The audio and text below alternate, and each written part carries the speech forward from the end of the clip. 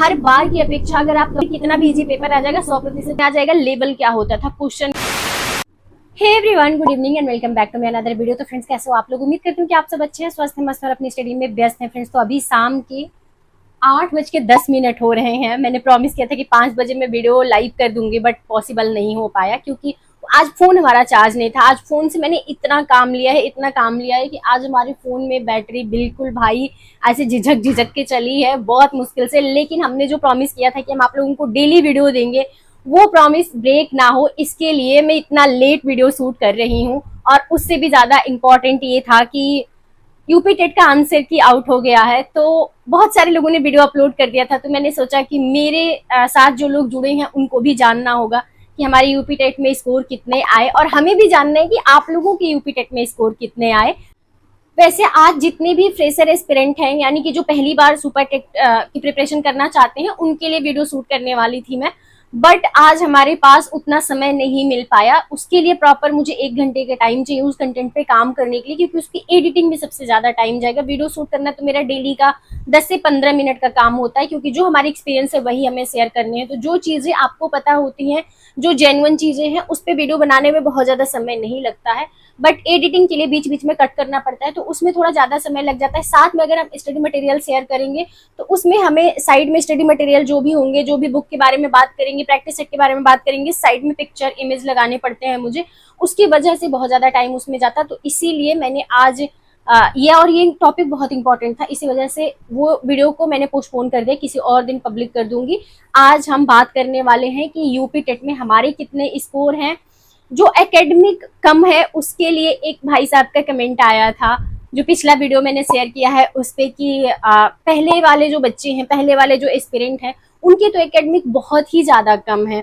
क्योंकि पहले सच बात है ये कि पहले मेरिट बनती ही नहीं थी, तो वो लोग कहाँ से इतना ज्यादा गुणांक लेके आएंगे। क्योंकि जब आप सुनते हो ना कि आप 24-23 पे स्टैंड कर रहे हो और कोई 32 जा रहा है, कोई 31 जा रहा है, तो सुन के थोड़ा सा शॉकिंग लगता है कि हम उतना जो गैप है उसको कैसे फुलफिल करेंगे। तो उससे रिलेटेड वीडियो भी आएगी, लेकिन उन्होंने कमेंट जो किया था वो ये था कि मेरिट से एकेडमिक हटाओ अभियान भाई चलाओ, तभी जाके भला होगा पुराने एस्पिरेंट जो हैं उनका। तो उस पर भी हम बात करने वाले हैं कि क्या पॉसिबिलिटी है एज ए एस्पिरेंट, क्या पॉसिबल है, और जिस तरीके से आयोग चल रहा है, आयोग के सामने कौन सी बात आप रखोगे तो आयोग सुनेगा और कौन सी बात रखोगे तो आयोग नहीं सुनेगा। इन सारे मुद्दों पे आज के इस वीडियो में हम बात करने वाले हैं। तो चलिए इस वीडियो को आगे कंटिन्यू करते हैं और अपने जो भी 2-3 पॉइंट्स हैं उस पे बात करते हैं। सबसे पहले आ जाते हैं कि यूपी टेट में हमारे कितने स्कोर हैं। तो देखिए, जिस दिन मैंने पेपर दिया था ना, एग्जामिनेशन हॉल में ही पता चल जाता है कि आपकी प्रिपरेशन कैसी है, या जो पेपर आप सॉल्व कर रहे हो वो पेपर कैसा है। तो मैंने आते ही एक वीडियो अपने मेन चैनल पे अपलोड किया था, जो रीचा सिंह ब्लॉग करके मेरा चैनल है, उस पे मैंने अपलोड किया था। और मैंने बात किया था कि जो यूपी टेट का पेपर था इस बार के पेपर में बहुत जान नहीं थी, क्योंकि इस बार जो पुराने सहायक अध्यापक थे उन्हें भी यूपी टेट क्लियर करना था। तो मुझे लगा कहीं ना कहीं आयोग ने उस पॉइंट को ध्यान में रख के ही पेपर सेट किया था। नो डाउट कि कुछ पार्ट उसके सामान्य थे, कुछ पार्ट तो इजी नहीं थे, सामान्य कह सकते हैं, इजी टू मॉडरेट पेपर था। जैसे मैथ और संस्कृत वाले पोर्शन को हटा दीजिए तो जो हिंदी था और सीडीपी था और साथ में ईवीएस था। आप ईवीएस के क्वेश्चन पुराने पेपर का उठा के देखेंगे ना यूपी टेट का, आपको समझ में आ जाएगा लेवल क्या होता था, क्वेश्चन कैसे होते थे। बट इस बार के ईवीएस का पूरा क्वेश्चन आप उठा के देखेंगे ना, आपको समझ में आ जाएगा कि ये क्या पेपर दिया है आयोग ने। इसमें डाउट में 1 या 2 क्वेश्चन हमारे, एक क्वेश्चन सीडीपी में, एक क्वेश्चन ईवीएस में आए थे, बाकी सारे क्वेश्चन के आंसर मैंने इजिली दे दिए थे। तो मैं ये नहीं कहूंगी कि सबके ऐसे गए होंगे, किसी का मैथ बहुत अच्छा गया होगा, किसी का सीडीपी बहुत अच्छा गया होगा। बस मेरा जो सबसे अच्छा पोर्शन गया था वो सीडीपी, ईवीएस और उसके बाद हिंदी, ये 3 एक लेवल पे थे। मतलब इसमें 1-1, 2-2 क्वेश्चन में बस डाउट था, बाकी सारे क्वेश्चन हमारे क्लियर थे। थोड़े वीक हमारे मैथ थे, क्योंकि मैथ को हमने बिल्कुल ही रिवाइज तो मैंने किसी भी पोर्शन को नहीं किया था, क्योंकि 2 दिन में आप कितना ही अच्छा रिविजन कर लोगे।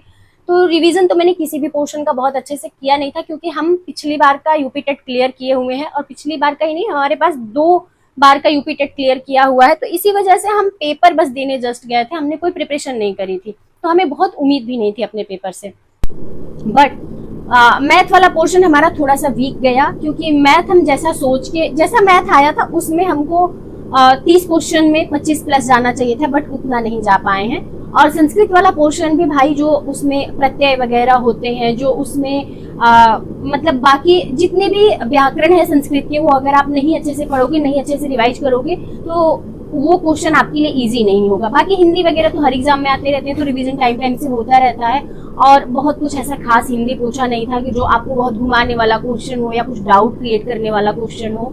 तो इस वजह से आते ही मैंने बोला था कि यूपी टेट का पेपर इस बार अभी तक के जितने भी यूपी टेट के पेपर हुए हैं उससे इजी था। बिल्कुल ऐसा नहीं था कि हर कोई 100% पास हो जाए। कभी भी कितना भी इजी पेपर आ जाएगा 100% बच्चे पास नहीं होंगे, लेकिन हर बार की अपेक्षा अगर आप कंपेयर करोगे तो इस बार का पेपर बहुत इजी दिया था। तो चलिए आगे स्कोर पे बात कर लेते हैं। तो पिछली बार का जो हमारा स्कोर था 2 बार का, वो 110 प्लस था। इस बार का 120 प्लस है। इतना गैप आया है पिछली बार से इस बार वाले में। तो एग्जैक्ट स्कोर भी हम आप लोगों को बता देंगे। इस बार नॉर्मलाइजेशन होना है तो नॉर्मलाइज होने दीजिए। पिछली बार का भी हमारा मैंने वीडियो भी शेयर कर रखा है आप लोगों के साथ। पिछली बार वाले यूपी टेट का स्कोर भी मैंने शेयर कर रखा है। तो इस बार 120 प्लस आया है, पिछली बार 110 प्लस आया था। तो चलो थोड़ी सी दिल को तसल्ली है कि इतनी गर्मी में इतना मेहनत करके गए थे, इतना दूर गए थे पेपर देने, तो कुछ तो उसका बेनिफिट मिला। बट एक चीज मैं और आप लोगों से कहना चाहती हूँ कि यूपी टेट के किसी का भी स्कोर सुन के पैनिक मत होइएगा। बहुत सारे लोग बताएंगे कि मेरा 130 प्लस सही है, क्योंकि पेपर ही ऐसा था। जो बच्चे प्रिपरेशन करने वाले थे उनका 130 प्लस सही होना कोई बहुत बड़ी बात नहीं थी। तो आप बहुत सुन के पैनिक मत होना कि किसी का 130 प्लस सही है तो मेरा तो 82 नंबर ही सही है, मेरा तो 90 नंबर ही सही है। अगर आप SC ST OBC हो, आपका 82 नंबर सही है तो भी आप एलिजिबल हो। अगर आप जनरल हो और आपका 90 नंबर सही है तो भी आप 90 क्वेश्चन सही है तब भी आप एलिजिबल हो और सुपर टेट आपको देने का मौका मिलेगा। तो अब इन सब चीजों में कुछ नहीं रखा है। इस टाइम पे सब सेम लाइन पे खड़े हैं। जो 150 में 150 लाया है वो भी, और जो 82 नंबर या 90 नंबर लाया है वो भी, क्योंकि इसके मार्क्स जुड़ने नहीं जा रहे हैं। पुरानी वाली मेरिट आपकी बनने जा रही है। इस बार ऐसा कुछ नहीं है। ये सुनने में सुगबुगाहट आई थी कि 1/4 मार्क्स जुड़ सकते हैं यूपी टेट के। अगर ऐसा हो जाए तो भाई हम लोगों के लिए वरदान साबित हो जाएगा। बट अभी तक ऐसी कोई न्यूज नहीं निकल के आई है। तो अभी आप यही मान के चलिए कि पुराने पैटर्न पे एग्जाम हो रहा है, तो किसी का यूपी टेट में 150 में 150 भी आ जाए तो कोई बहुत बड़ी बात नहीं है। हाँ, बस ये ध्यान रखना है आपको कि अगर आपका यूपी टेट में 82 या 90 नंबर आया है तो आपको थोड़े से सतर्क हो जाने की जरूरत है, क्योंकि सुपर टेट के लिए प्रिपरेशन करने के लिए बहुत 2, 4 या 5 महीने का टाइम नहीं मिलेगा। हो सकता है कि आयोग बहुत जल्दी पेपर करा ले। तो अगर बहुत जल्दी पेपर करा लेता है तो आपको एफर्ट्स किस हिसाब से लगाने हैं वो आपके यूपी टेट के नंबर डिसाइड करेंगे। क्योंकि जिनके यूपी टेट में कम स्कोर हुए हैं, इसका मतलब कि आपकी प्रिपरेशन बहुत अच्छी नहीं है। तो आपको अब ये तय करना है कि हमें सिलेबस को किस तरीके से टारगेट करना है, हमारा कौन कौन सा सब्जेक्ट वीक है जिसपे हमें काम करना है। जैसे हमारा क्लियर है कि सुपर टेट के सिलेबस में सबसे वीकेस्ट अगर एरिया हमारा कुछ है तो वो है हमारा मैथ, और मैथ का वेटेज भी अच्छा खासा है। हमारे सिलेबस में 20 नंबर की मैथ है, तो मैथ पे हमें अच्छा खासा टाइम देना होगा। और जैसा मैथ यूपी टेट में पूछा था, इससे कहीं अच्छा मैथ का क्वेश्चन बनेगा आपके सुपर टेट में, क्योंकि सुपर टेट का लेवल होगा 12th लेवल के क्वेश्चन उसमें पूछे जाएंगे। डिफिकल्टी 12th लेवल की होगी। जो आयोग ने सिलेबस जारी किया है उसमें क्लियरली मेंशन किया हुआ है कि डिफिकल्टी लेवल जो होगा वो 12th लेवल का होगा। तो अगर 12th लेवल का आपका जीके, जीएस, साइंस या फिर आपका मैथ पूछा जा रहा है तो उस हिसाब से प्रिपरेशन करनी होगी। तो यूपी टेट का स्कोर आपको आपकी स्थिति बता रहा है कि आप कंपटीशन में कहाँ पे स्टैंड आउट कर रहे हो, कितनी मेहनत की जरूरत है सुपर टेट के लिए। बाकी और कोई अंतर नहीं है आप में और 150 नंबर पाने वाले में। तो इस चीज से पैनिक मत होना, लेकिन इस चीज को भी आप इग्नोर नहीं करना कि आपकी प्रिपरेशन कैसी है, आपकी तैयारी कहाँ तक पहुंची है। इस बात पे फोकस करना और बैठ के सोचने की जरूरत पड़े तो बैठ के सोचना भी। इस चीज को लेके ईगो मत आना कि अरे यार अब जो हो गया वो हो गया, अब उस पे तो हम सोचेंगे नहीं, क्योंकि आपका आधार वही है, उसी पे आपकी प्रिपरेशन टिकी हुई है। ऐसा नहीं है कि यूपी टेट का और सुपर टेट का सिलेबस कम्प्लीटली डिफरेंट है, नहीं। यूपी टेट और सुपर टेट से बहुत, वो कह सकते हैं ना, आप पढ़ते हो सीडीपी में कि एक दूसरे से रिलेटेड है, तो उसी तरीके से एक दूसरे से रिलेटेड है ये दोनों। आपका जो यूपी टेट है वहां से आपकी सीडीपी क्लियर हो गई, वहां से सीडीपी क्लियर हो गई तो बहुत ज्यादा कुछ पढ़ने की सुपरटेट में आपको जरूरत नहीं पड़ेगी। सीडीपी टीचिंग मेथोलॉजी वहां से क्लियर है तो यहाँ आपको टीचिंग मेथोलॉजी पे बहुत काम नहीं करना है। तो जब आप यूपी टेट का आंसर की मिलाएंगे ना अपने पेपर से, तो आपको ये पता चलेगा कि किस सब्जेक्ट में कितनी तैयारी की जरूरत है आपको। ये पॉइंट क्लियर हो गया और हमारा जो स्कोर था वो मैंने आप लोगों के साथ शेयर कर ही दिया है। अब इसके बाद हम आ जाते हैं अपना ये जो एकेडमिक हटाओ अभियान की डिमांड आप लोगों में से बहुत सारे लोग करेंगे और बहुत सारे लोगों के मन में चल रहा होगा। तो इस बार सच बता रहे हैं, आयोग जिस स्पीड पे काम कर रहा है, अभी आपका 4 तारीख को पेपर खत्म हो, 8 को रात में आपकी आंसर की आ गई। मुझे तो आज पता चला, 9 को मॉर्निंग में पता चला कि आंसर की आ गई। क्योंकि सच बताएं तो अपने काम और अपने स्टडी के अलावा मुझे इतना समय ही नहीं मिल पाता है कि मैं यूट्यूब पे बहुत कुछ देख पाऊँ। यूट्यूब से मैं क्लासेस देखती हूँ तो वो जब हमें यूपीपीएससी से रिलेटेड कुछ देखना होता है तो यूपीपीएससी ऊपर एक करके ऑप्शन आता है, उस पर क्लिक कर देते हैं, सारी वीडियोज हमारे सामने आ जाती है। या फिर हमें टीचिंग से रिलेटेड कुछ देखना होता है तो टीचिंग क्लिक कर देते हैं, सारी वीडियोज खुल के सामने आ जाती है। तो बाकी चीजें दाएं बाएं देखने की हमें जरूरत ही नहीं पड़ती है, ना मैं देखती हूँ। तो इस वजह से मुझे आज मॉर्निंग में पता चला है कि अच्छा आ गए आंसर की। क्योंकि जब इवनिंग हो जाता है ना तो उसके बाद हम मैक्सिमम टाइम अपने बुक्स पे डिपेंड हो जाते हैं। नाइट वाले स्टडी स्लॉट को हम बिल्कुल भी ऑनलाइन नहीं कंप्लीट करते हैं, क्योंकि बहुत ज्यादा बीते समय में हम ऑनलाइन पे निर्भर हो गए थे। तो ऑनलाइन की निर्भरता बहुत अच्छी बात नहीं है, क्योंकि उसमें आप मेंटली बहुत सक्रिय नहीं रहते हो, बहुत पार्टिसिपेट नहीं करते हो। और जब आप किताबें पढ़ते हो तो फिजिकली मेंटली आप पूरी तरह से एक्टिव रहते हो, आप समझने की क्षमता आपकी डेवलप होती रहती है, विकसित होती रहती है। तो वो क्वेश्चंस आपको ज्यादा टाइम तक याद रहते हैं कंपेयर टू सोशल मीडिया। तो इसी वजह से मैं ज्यादा फोकस करती हूँ अपने हार्ड कॉपी के साथ स्टडी करने, क्योंकि बचपन से हम लोगों का मूड वही रहा है। हम लोगों के टाइम में कोविड नहीं था कि ऑनलाइन क्लासेस चलती थी, कि ऑनलाइन की हैबिचुअल है। ये तो हम लोग अपनी सुविधा के लिए ऑनलाइन का एक ऑप्शन चुन लिए, क्योंकि इतनी महंगी कोचिंगें थी ऑफलाइन में, और ऑनलाइन में ऑप्शन ज्यादा थे। ऑफलाइन में आप एक जगह पे करोगे, एक जगह पढ़ोगे, वो चाहे अच्छा पढ़ाए बुरा पढ़ाए जैसा भी पढ़ाए उसी पे निर्भर रहना होता था। तो इस वजह से एक मेथड हमने चुन लिया ऑनलाइन का। बाकी ऑनलाइन से प्रिपरेशन मैं आपको भी सजेशन दूंगी, हेल्प ले लेना, बट पूरे सुपर टेट की तैयारी ऑनलाइन मत करना, क्योंकि सुपर टेट की तैयारी ऑनलाइन करोगे आपको लगेगा बहुत इजी है सब कुछ, लेकिन जब आप क्वेश्चन सॉल्व करने बैठोगे इतने कंफ्यूजन, इतने डाउट होंगे कि वहां पे आप बहुत सारे आते हुए क्वेश्चन गलत करके चले आओगे।